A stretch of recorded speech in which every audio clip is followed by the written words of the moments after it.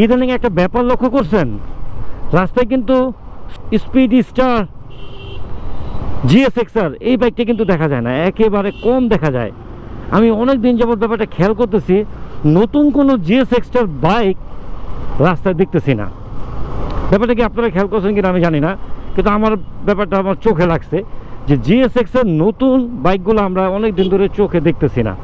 মানে রাস্তায় বেরোলে আগে যেখানে GSX-R এত দেখা যেত, অনেক পরিমাণে দেখা যেত, কিন্তু ইদানিং আমি রাস্তায় বের হইলে GSX-R বাইকটা একেবারে কম চোখে পড়ে। মানে নতুন তো চোখে পড়েই না, মানে পুরনোগুলোও খুব কম চোখে পড়ে। এটার কারণটা আমি মানে বিশ্লেষণ করে বের করতে পারতেছি না। এমন কিছু কারণ হতে পারে, যেমন এই বাইকটা যে দাম ছিল, দামগুলো নিয়ে আমি আর বিশ্লেষণ করব না, আপনারাই জানেন।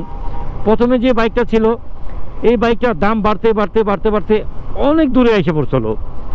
তো আসলে বাঙালি তো অনেক কিছু আমরা বুঝি কম। একটা সময় যখন বুঝতে পারছে যে কিরে ওরা তো লাগাম ছাড়া হয়ে যেতেছে, দামের তো কোনো হুদিস নাই, ওদের ইচ্ছা হইলো দাম বাড়ায় দিল, ইচ্ছা হইলো দাম বাড়ায় দিল।